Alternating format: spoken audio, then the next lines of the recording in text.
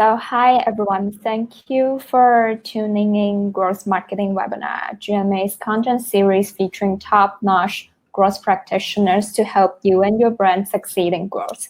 So for today, episode 4, we're honored to have Alice, Head of Marketing APAC Content Solutions at The Economist, to share 5 tips to create successful content in the COVID-19 era. So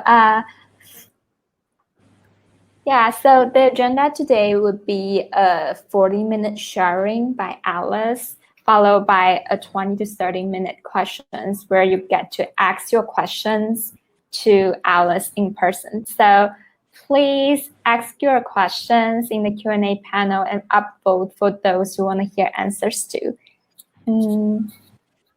And without further ado, let's welcome Alice for her sharing. Thank you, Amber, and thank you to everyone for joining this webinar today. Very happy, very excited to be here. Thanks, Growth Marketing Academy, for inviting me to speak about content marketing. I am the head of Marketing APAC for the Content Solutions team at The Economist. So what our team does is that we create client-sponsored research, thought leadership pieces that helps with their content marketing efforts. So a bit of background about me. I'm actually originally from Hong Kong. I joined The Economist in 2015. And I've been with the company for about 3.5 years. And then after that, I actually moved to Singapore with another role, which is in a regional role in B2B marketing. And I have been in that role for about 1.5 years. And then I went back to The Economist last July and have been happily back to The Economist since then. As I said, very happy to be here, but just to share with you why, the reasons why I would like to do this webinar. So there's a couple of reasons. I wanted to show you this GIF because I feel like this is what we're all feeling right now as marketers and also business owners or everybody who's experiencing the current pandemic. I think we should all acknowledge that these are very challenging times and something that everybody is experiencing. And it's a bit like going through the different stages of grief. But as you know, the final stage of the grieving process is actually acceptance. So we need to accept that this pandemic is something that we cannot control.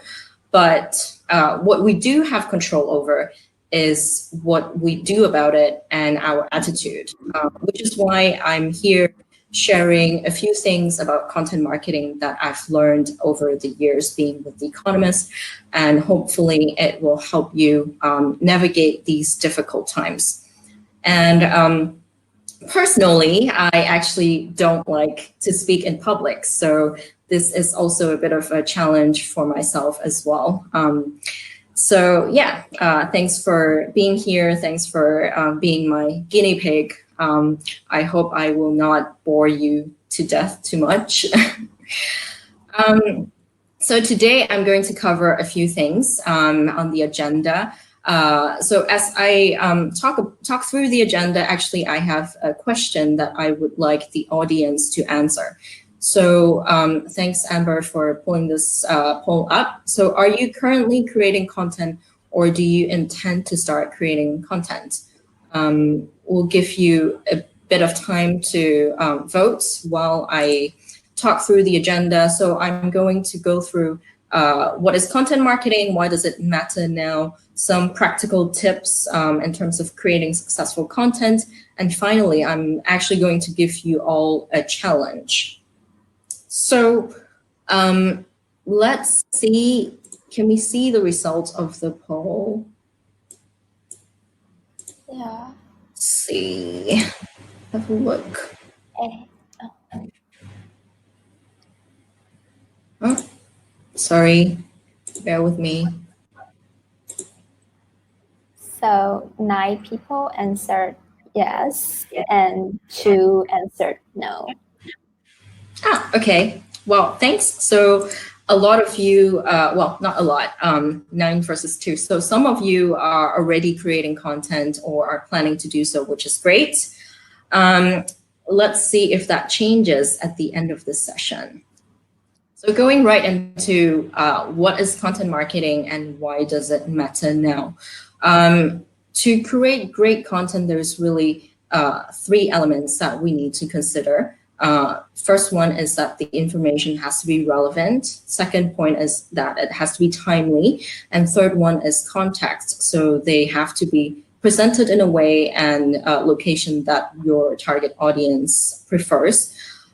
With the current context, I think if companies are able to create content that are relevant to your target audience, if you're able to give them information that are useful to them during this difficult time, and if you're able to present this information to your target audience in ways that are natural and not intrusive, you will be able to create trust and positive associations with your brand, which may eventually lead to new business.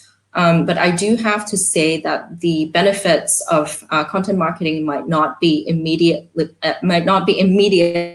So it really is a long game to put your company front and center to your customers and prospects. So if you are expecting that after this session, you'll be able to grow your business by 200% over the next month, that's not going to happen. I'm sorry. But going back to trust and positive associations with your brand, why is trust important? So I'm gonna share with you a study by Edelman. It's a trust barometer study that was just released quite recently. So from this study, we found that about 89% of people actually want brands to communicate to them about how they are supporting and protecting their employees and customers. And in the contrary, 71% think that they will lose trust in brands that place their profits before people. So we can see that trust goes a long way. And it is important for companies to communicate in ways that are appropriate. But how do we do that? How can companies maintain trust during a crisis? These are the 4 points that in this Edelman research that they summarized. So basically, show up and do your part, contribute with however you can with your resources. Number 2, don't act alone. So in the paper itself, they talk about finding partners that you can work with, and also finding government organizations that you can work with to help with the current situation. And number 3 and 4 are actually, I think, more important for marketers and salespeople. So point number 3, solve your customers' problems. Try and help them as if you would help a friend. Don't try and sell them anything at this time. See what you can do to help them during this time. And even if they don't give you any business right now, they will remember that you have helped them and they will reach out to you when the time comes. And the 4th point is also more relevant to marketing. It is also very useful if you can communicate with emotion, compassion, and of course, facts. So I'm going to share with you another study by Adobe and eConsultancy, which is 2020 Digital Trends. But while we do this, I'm going to ask you another question. So the second poll would be, do you think content marketing can drive business results?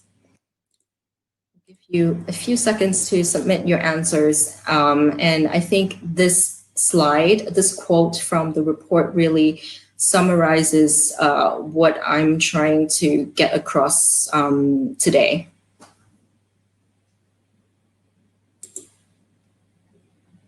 Do we have the poll results?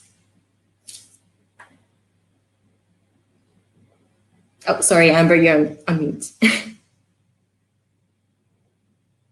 Yeah, it's 100% yes. Oh, so everybody thinks that content marketing can drive business results. Everyone is correct. So in this research, they found that more marketers are using content to drive customers' experience and sales.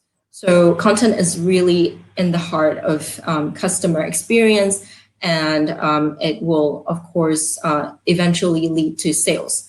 There is also another study by LinkedIn and Edelman that talks about thought leadership and how it's able to drive business results. So they actually found that 89% of decision makers will see that thought leadership can be effective in enhancing their perceptions of an organization. And also on the contrary, actually, 38% would lose respect for an organization after reading their thought leadership. But why is that? It has to do with the quality of the content. So quality matters, as you can see here. There is a significant gap between companies that produce high quality content and those that produce low quality thought leadership content. This is more in terms of brand impact, but also there is a sales impact as well with the quality of the thought leadership. So to summarize that, I think more executives are actually consuming thought leadership content and taking that into consideration in their buying process. However, there is a lack of quality content available. So low quality content actually has an adverse effect on your brand perceptions and purchase decisions, which is why quality content can be the differentiator for companies. So moving on to my 5 tips then to create successful content. How do we make that happen, right? First one is my first point is to stay relevant, but not opportunistic. Now, I want you to take a look at these brands and see and think about how they make you feel with this branding campaign. And remember that, because I'm going to quiz you later. So this, again, take a look at these brands and how do they make you feel? I think at this point, you probably figured out what I'm trying to say here, but you might be asking, hey, Alice, these are really huge companies and they have a lot of resources at their disposal, and which is why they're able to create something with such a high impact and generate a lot of PR. And that's great, but I don't have this much resources. I operate a small business, so I'm not able to do anything like that. That is not entirely true. So this is an example that I saw on Facebook the other day. So this is basically a restaurant that is in a hawker center at the old airport road. It's called Junyuan House of Fish. And they put up this post about this uncle, Agway, smiling. He seems very happy, but his story is actually quite sad. He has been a regular customer of this restaurant, but he has lost his job due to COVID. And this restaurant is trying to help him by letting him do deliveries, because he has, he's not young and he's not very highly educated. So all he can do is to make deliveries because he has a bike. And so I saw this post and I thought, oh, this is really nice, and I like it, and I remembered it.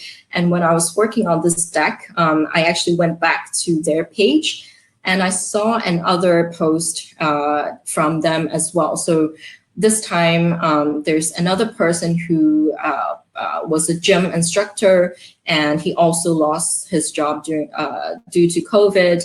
And again, this restaurant is offering him the opportunity to do island-wide delivery. So my next question to you would be, where is your next meal going to be after seeing this? Is it McDonald's after seeing their logo, or hearing this story about Agway from this Junyuan House of Fish? So can we see the following? Okay. It's like 25 to 33 to 67. It's like a 37.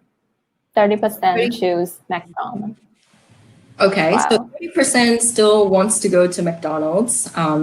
You guys are mean, but okay, I understand, because we don't have McDonald's in Singapore right now, so you probably miss it, and you are maybe very loyal customers to McDonald's.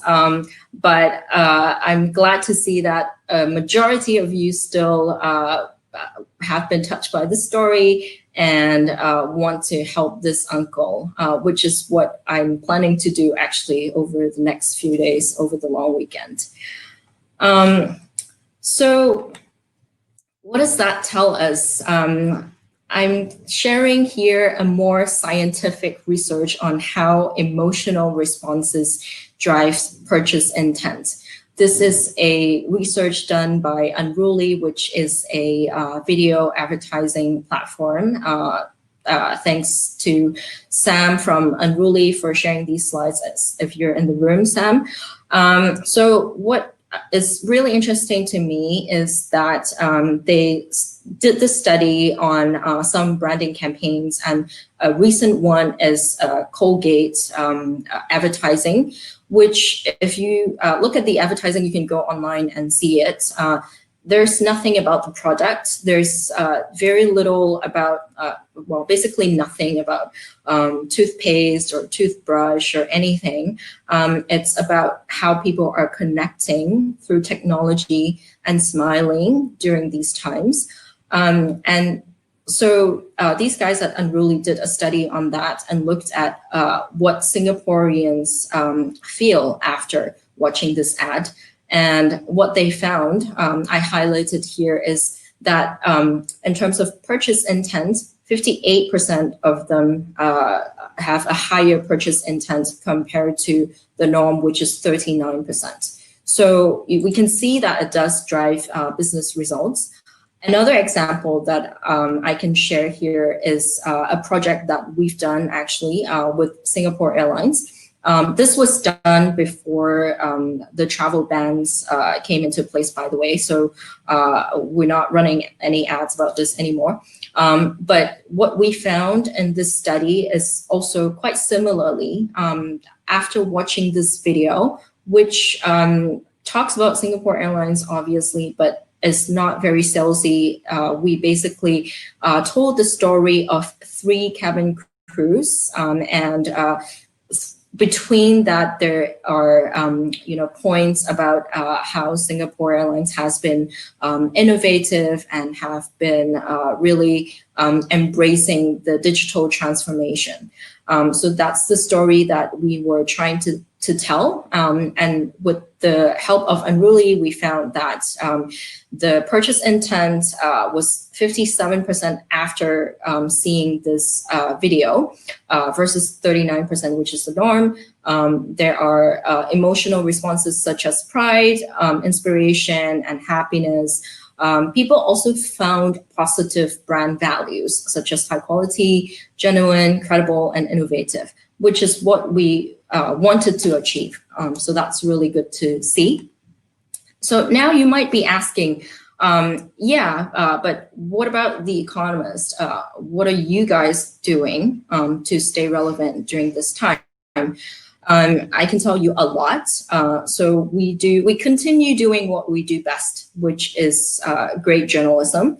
So we have podcasts, videos, and newsletters covering, of course, our print publication as well, covering a lot of COVID stories.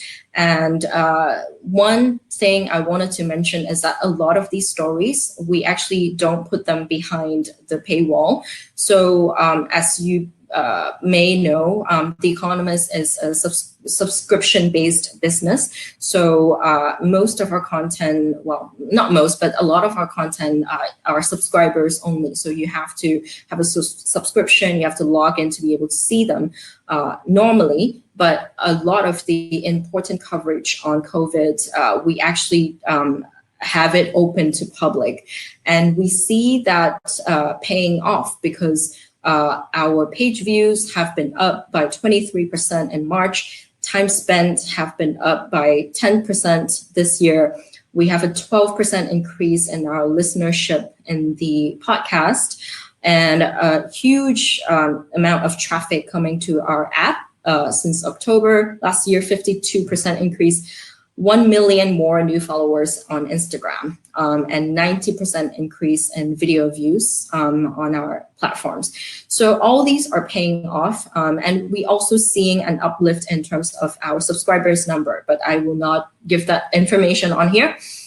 Other things we are doing to stay relevant, some of you might know that the Economist Intelligence Unit is actually part of the Economist Group in the research arm of the business. So we created things like this.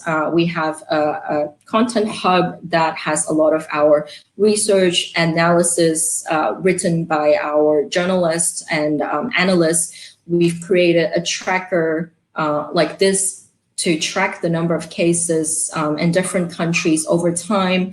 We also have, this is the latest one, is a number of cases and deaths tracker as well. So all of these information are free and available to public, so anyone can click on these links and just go there.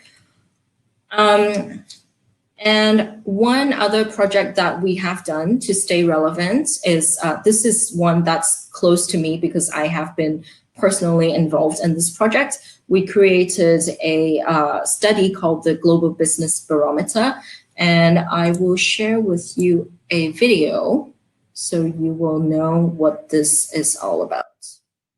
Let's see if the video works.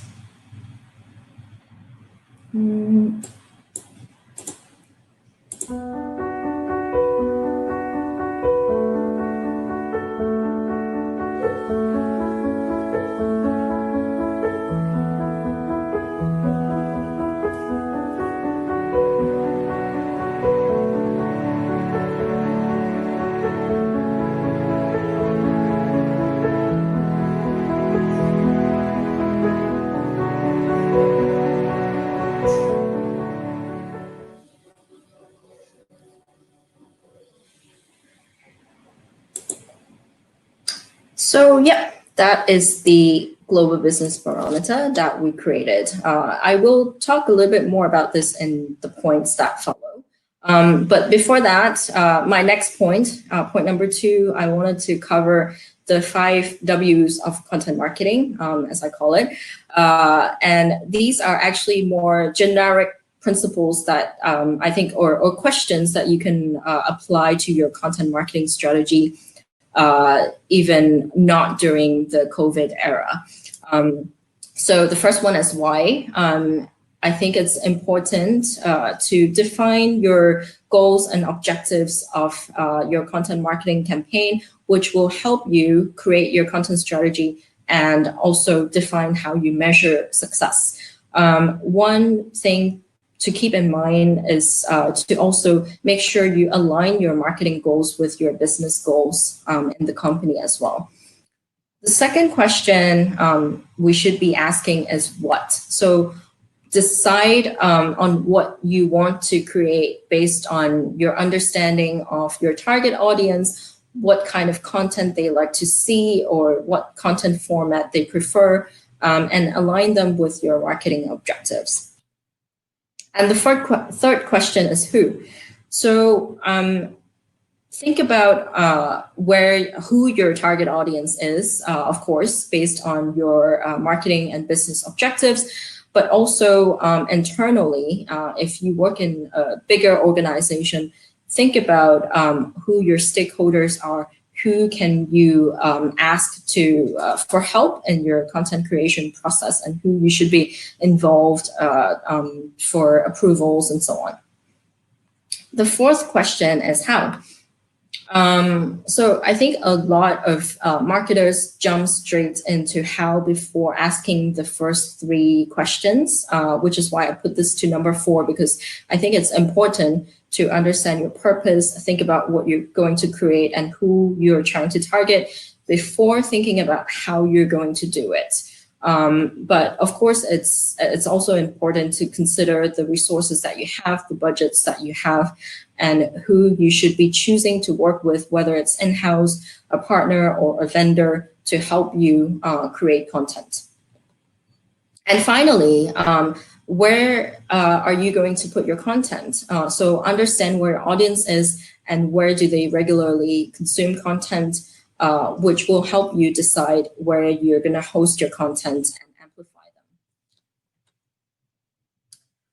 Okay, my third point, tip number 3, is to understand your customer personas and map out their customer journeys, which is, again, something that is quite universal and you can apply to your content strategy, not during the COVID era as well.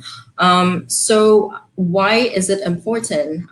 So a customer journey actually tells the story of your customer's experience with your brand, from how they came into contact with your brand through to converting into a lead and finally converting into a sale, and how they interact with your company after they become a customer. So it's important, I think, to understand these personas and create journeys so you will see what motivates them, what do they expect from your organization at every step of the customer journey. I think it's also a good way to put your customer front and center in terms of how the organization thinks. So what does a customer persona look like? I'm going to give you an example of that, but these are the questions that we're basically trying to answer with this customer persona. Where do they spend their time? How do they communicate? What content do they care about? And so on. So an example of the customer persona. So I'm using myself as an example. So I'm just pretending I'm one of these brands, Adobe or Salesforce or IBM. I am offering marketing solutions, and this is my target persona. Quick summary of what she's looking for. She's looking for a solution that will simplify the execution of her marketing campaigns. There's a bit of background about her personality, what she prefers to, what are the channels that she prefers to consume content. But what really I would put more of my focus on is what's she trying to achieve? What are her goals? What frustrates them? What are her pain points? And how can me as a marketing content solutions provider help her address these issues? And what motivates her in terms of making a purchase decision. So these are the things that I would be thinking about as one of these companies. But by the way, if anybody works in any of these companies, please don't share with them. So after developing the customer persona, this is how a customer journey looks like. But there are really actually a lot of ways to create customer journeys, and this is just one template. You can look online, there's plenty of templates, there's plenty of ways to do this simpler, more complicated, and I'm sure you can find something that fits your business. But what I really want to focus on is this content bit, actually. So in terms of having this customer journey mapping, it becomes clear to me if there are any gaps in terms of the content that we have that will help this customer go through her customer journey. So if I don't do this, I might not realize that, oh, okay, actually I can help her. Maybe I have videos already, maybe I have a piece of thought leadership research that's really good already, but maybe I didn't realize that she needs a bit of an extra push or extra engagement to get to the next stage, which is a webinar. So I would have missed it if I didn't map this out. So my fourth tip to creating successful content is, of course, experiment. I think a lot of times I hear from marketers things like, oh, there's so many things that we can do, but I don't have the time to do that because I'm too busy with executions and all that. And I have the same problem as well. But guess what? Now we do, because we have so much time with, social distancing and circuit breaker and all that. And we have a long weekend coming up with nothing much to do. So we have plenty of time on our hands now. So be a little bit creative, do experiment. There's a lot of things we can experiment on. You can experiment on your content formats, channels, creatives. But also remember to test, measure, and optimize when you run your experiments, and using ways like A/B testing, multivariate testing to do that. So on the right-hand side of this slide, you can see that this is a little experiment that we at The Economist have been doing. So we launched a new podcast called The Asia Perspectives by The Economist Intelligence Unit, which is a new channel for us. We have not been on podcasts before. I know The Economist, of course, have created podcasts and have been very successful in creating them, but that didn't exist in The Economist Intelligence Unit and also in the Asia team. So we created this, and it's available on now on Spotify and iTunes if anybody is interested. And the reason why we decided to do this is really because people are spending more time online, doing all kinds of things, from watching videos, social media, and also listening to podcasts. And this is an audience that we've not really tapped into. So we took this opportunity to experiment and see if we are able to grow a community with our podcast. Another experiment that we did was the Global Business Barometer, as you've seen the trailer that I've shared just now. So this is different from our other projects because normally in the content solutions team, what we do is we receive an RFP from our clients. They will tell us who they are trying to reach, what their marketing objectives are, and we'll go back. Our editors will come up with content ideas that will help them reach their target audience, and so on. So that's our normal process. But for this Global Business Barometer, we actually did not have a sponsor from the beginning. We decided to do this because we think this is something useful for everyone, regardless of whether we have a sponsor or not. We were going to do it anyway, and we have the resources to do it in-house. But we did have to pull together different resources from different parts of the company globally to get this off the ground basically within a month.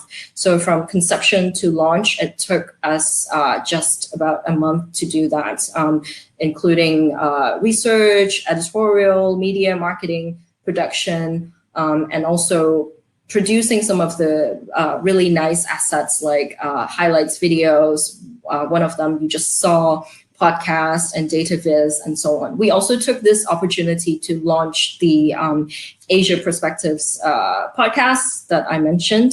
So this episode about the Global Business Barometer is available on this podcast if anybody is interested. And so we created all this, and then we had the sales team go out and pitch. And we did have a sponsor in the end, and we are actually talking to other prospects as well. So in the end, our efforts paid off, but we did have to take a business risk because chances are that we couldn't find a sponsor and we would have to fund the whole thing ourselves, which was the risk that we were comfortable in taking. So the fifth and final point is that it pays to be good. A couple of years ago, we did a study called Economic Purpose, where we studied the place where social purpose and good business intersects, and we wanted to understand what it means for a company to operate with purpose. And what we found was that there are benefits for companies to operate with a purpose. What we've seen in this research is that executives are seeing stronger financial performance, employees are more engaged, and also customers are having more brand trust. So there are benefits to do good, of course, but how do we do that? What does it take to operate with purpose? First of all, it takes commitment from senior level, from, of course, CEO and higher management. And it also takes courage from the company as a whole, and also more on the senior leader side, because there are certain risks that you might have to mitigate. And also, to be able to operate with a purpose, you also have to be able to communicate authentically about how you're going to do that. And that's more of a marketer's job to do that, because from this research, we found that 85%, which is a large majority of people, think that if there is a mismatch in terms of your social purpose initiative and your actual corporate practices, it can negatively impact your company's reputation. So do make sure you're communicating authentically, but how do you do that?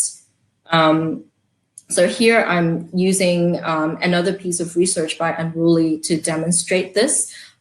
What they found is it's a consumer survey, and this is the Singapore population. But if you're interested in any other markets, I think you can go to them and just ask them. But really, I think what I would like to highlight here is that consumers would like to feel that they are informed. They would also like to see warmth and inspiration from the way you communicate, which, as we've seen in the earlier slides, some of the campaigns worked really well, showing warmth and inspiration and useful information. And also, what kind of messages do your customers want to see during this time? So I think it's important to think about what kind of messages you're putting out there in the current situation. So a lot of people are expecting brands to show that they are protecting and supporting their staff and customers, and also would again like to see useful information about the coronavirus. So these are the ways that you can communicate to your customers or prospects during this time. So I'm going to end my presentation with a quote from Gary Vaynerchuk, who is the CEO of Vayner Media and also a social media influencer. And with that, I'm going to ask you my final question, which is, Are you going to create more content or start creating content that are timely, relevant, and in the right context?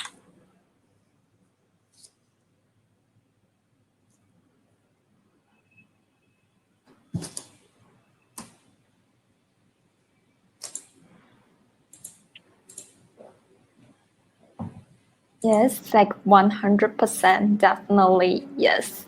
Oh, yes, thank you.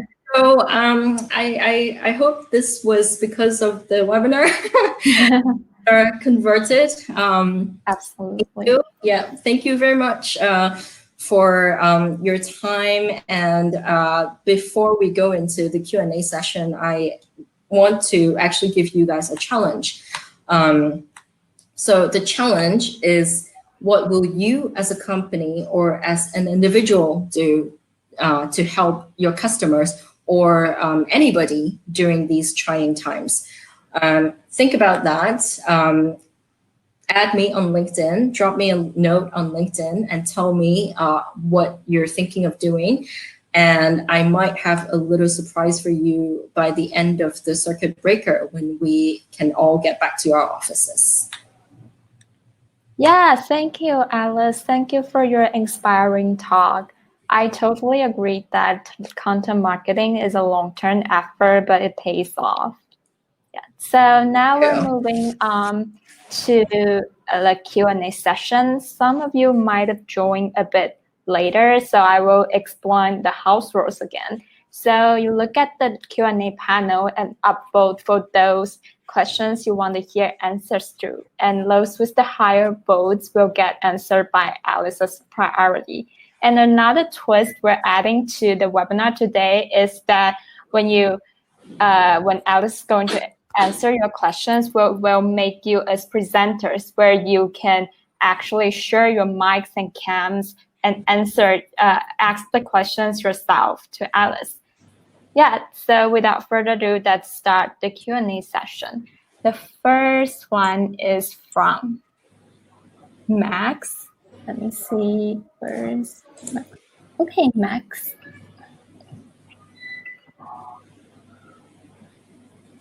Hi, Max, you're there?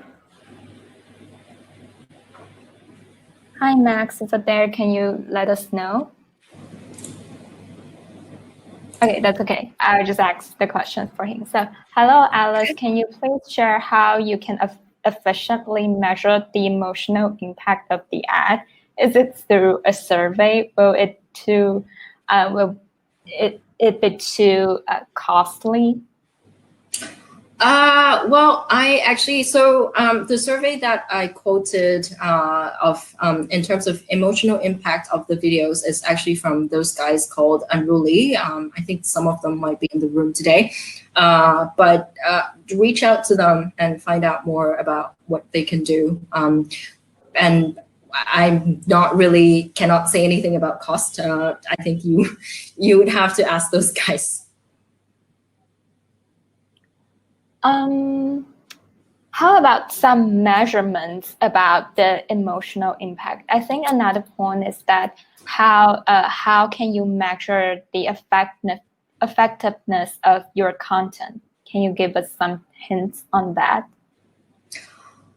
So in terms of measurements, it goes back to my point about defining your objectives. So how the goals that you're trying to achieve will actually help you decide on your KPIs and how you're going to measure success. So let's say if your objective is really simply just to raise awareness, then of course you'd be looking at metrics like views, time spent, and so on. But if you're looking for conversions, then you would be looking at metrics like number of leads and quality of the leads and so on. Okay. So the next question is from Ray. Ray, are you there? You want to ask? It's okay. It's okay. So Ray is curious about how the Economist run a successful campaigns to achieve steady growth. For example, Instagram followers and subscribers, etc. Is there a case you can illustrate? to share with us?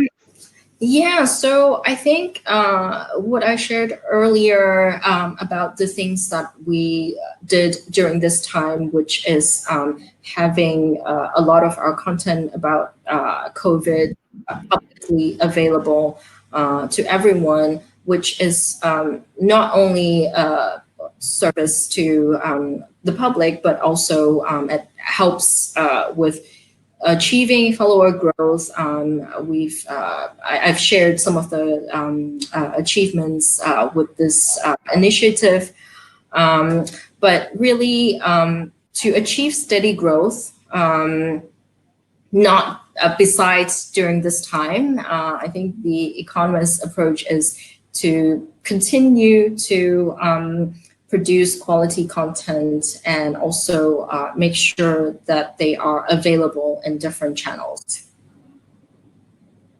Okay, the next question is from Peter. He says, hello, Alice. I'm curious about, is there any quicker way to generate an ad visual series? I'm not sure I understand what an ad visual series is. It's like a set of visuals for ads, for example, Facebook ads, Instagram ads, and just visuals for ads. Okay, that gets into a bit of technicality. We have actually we do have a lot of tools that we use to create ads. Some of them are online. There's plenty of online tools you can find, and some actually a lot of them are free, and some of them have are not very expensive. We also have in-house resources like designers that we can tap into to create ads. So I'm not sure if that answers the question. But that besides tools, when you were to launch like ads, maybe for economists, like bigger companies, they have designers for them to help, while some smaller brands don't. But like, what's your like mindset? How do you plan that? What visuals you like? Like, what's the idea, the concept you want to convey, so you can get the designers to get things done quicker? So what I would normally do is to if I work with a designer, we will give them a clear brief on what we're trying to achieve with the sort of messaging that we're trying to convey, and what visuals to use and so on. So that's how we work with a designer. But if we are doing it by ourselves, actually, I use a lot of online tools to sometimes create simple things like social media banners and so on. And for me,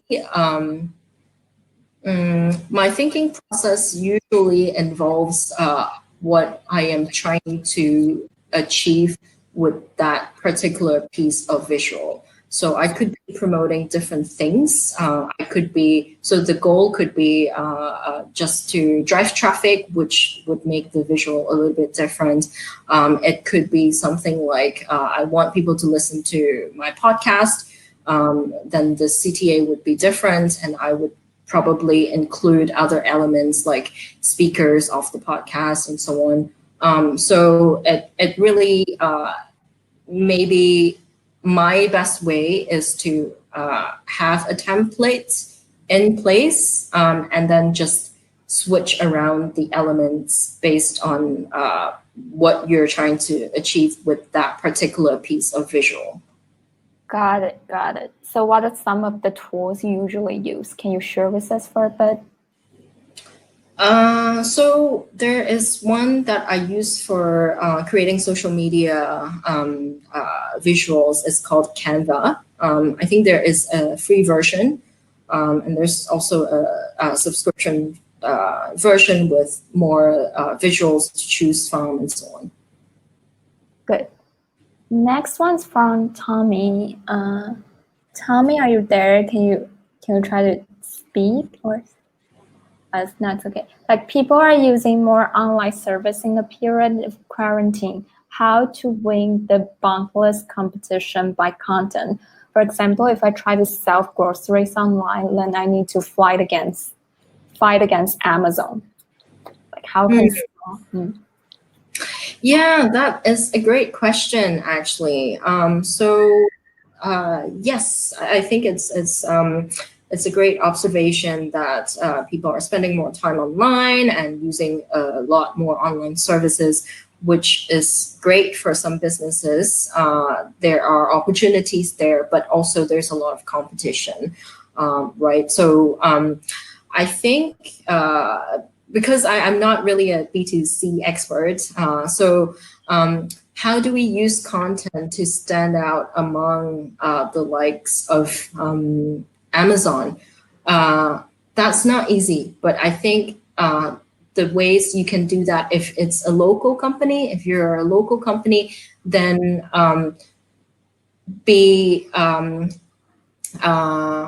use your expertise in being local.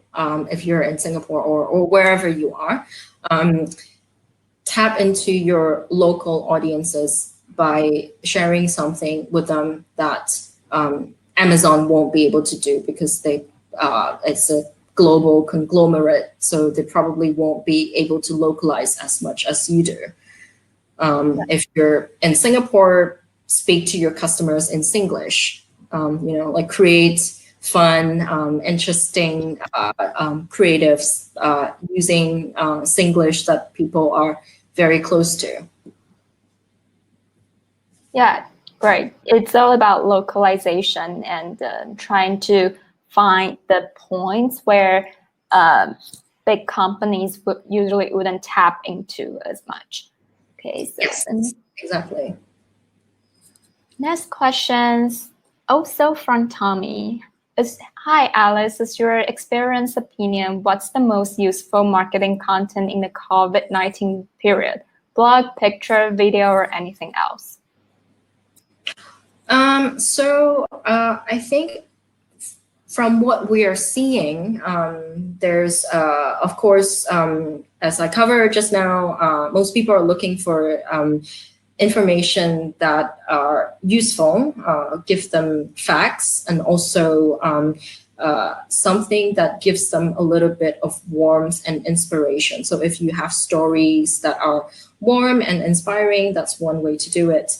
Or if you have something that's really useful information, but then also don't pretend you are a medical expert, because there's a lot of expert opinions out there already. So if you're not in the medical business, there's no need to go into that direction. In terms of the content format, I think there's a huge uptake in videos, because people are spending a lot of time online. I've noticed that with both content consumption on our websites, and also myself, I'm also watching more videos, even from news channels. I put CNA on sometimes, just while I'm working. Cool. Yeah, great. So the next question is mine. So like you said, The Economist just launched your podcast series. So what are some suggestions you would give for brands who are to launch podcasts now? Well, as I mentioned, it's actually an experiment for us. So we just launched it, and we are just starting to see the results. Like literally, we just launched it like a week ago. Yes. But we are seeing some good results already. I think one thing to keep in mind is because we are starting from scratch, so we basically have no followers from the very beginning, no subscribers. So we need to proactively reach out to potential podcast listeners. And what we did was through a mixture of advertising. So there's advertising on The Economist.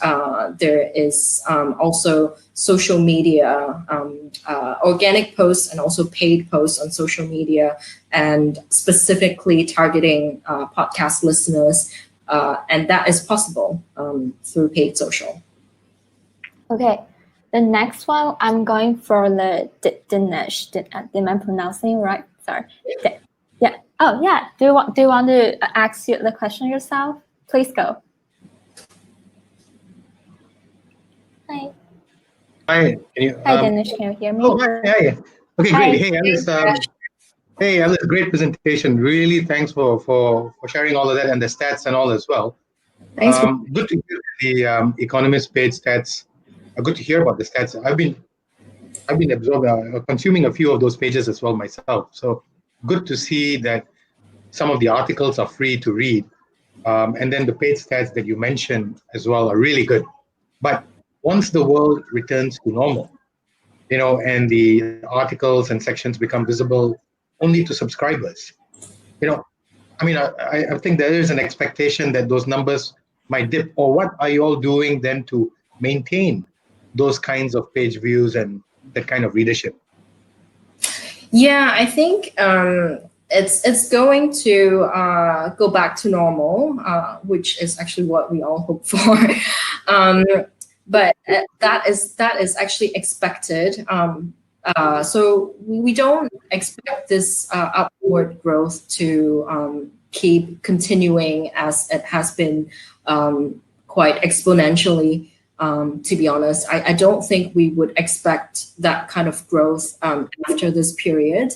So we will have to be quite realistic about it. But the good thing about that is that there will be a lot of new people, new subscribers who have not been exposed to The Economist or who have not really considered to be a subscriber of The Economist.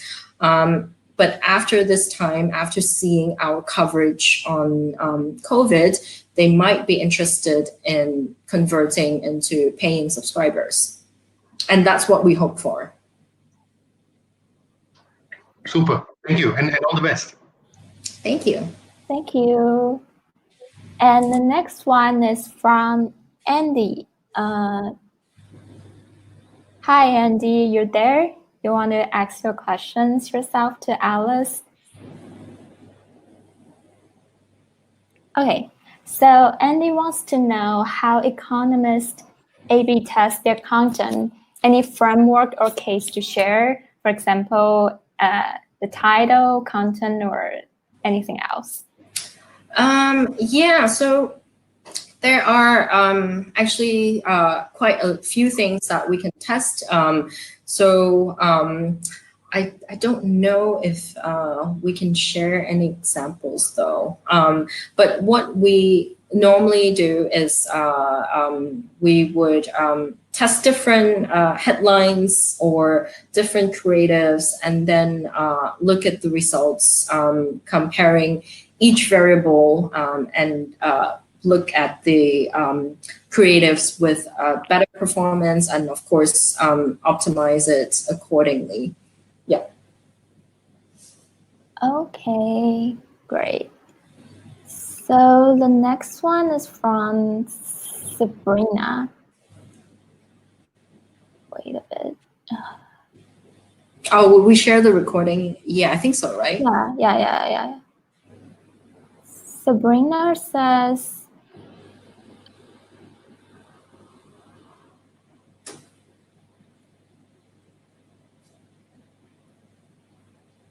oh, Amber, you're on mute.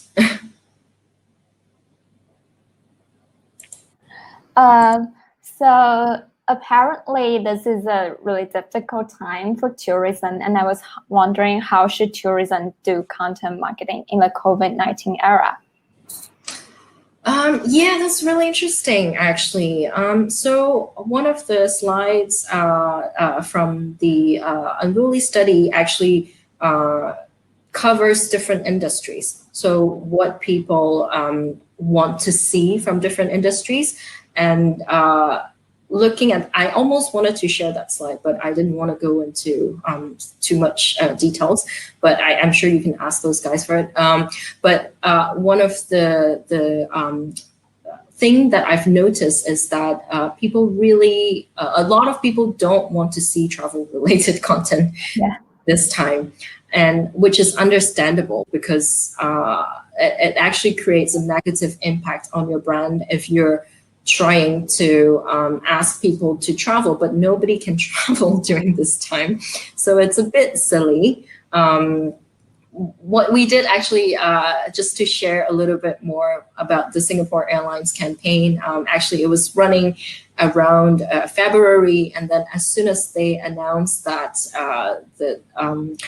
there is going to be like a nationwide travel ban, so nobody can leave or enter Singapore unless you live here, and you have to go through the 14-day quarantine. So once they announced that, I actually just kind of stopped the campaign immediately, because it would be silly for us to talk about how great Singapore Airlines is, you know, when people are not allowed to travel. So I think in the tourism industry, you have to be quite careful, but there are great examples of what airlines are doing to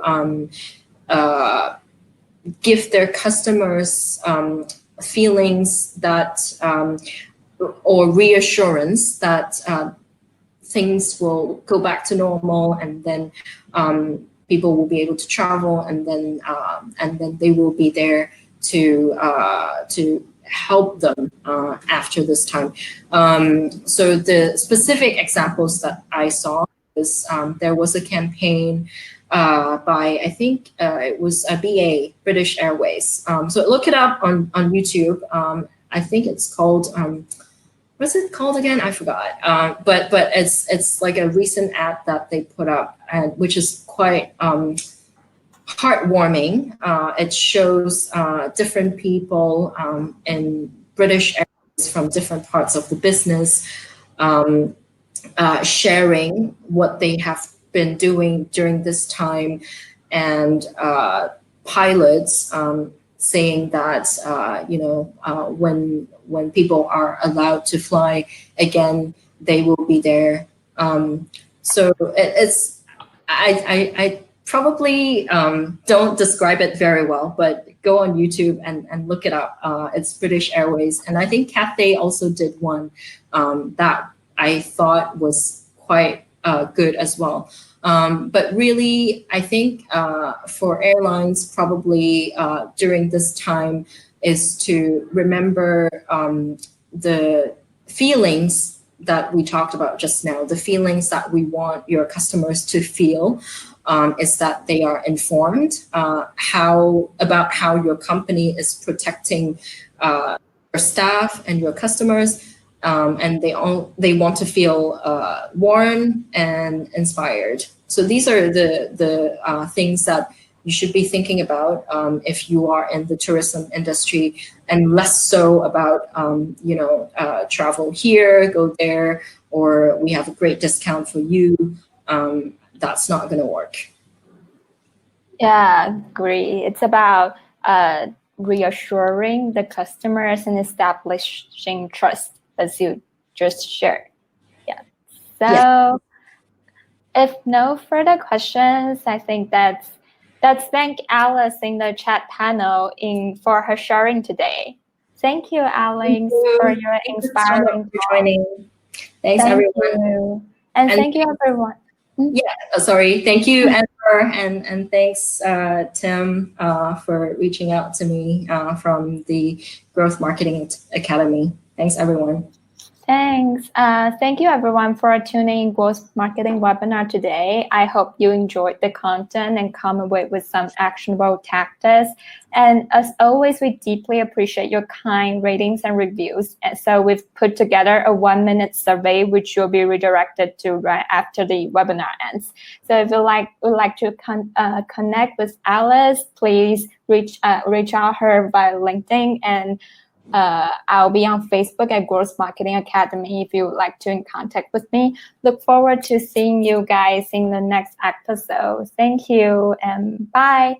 And we'll send the recordings and the slides for you afterwards. So thank you, everyone. Bye. Thanks, everyone. Take care. Have a good weekend.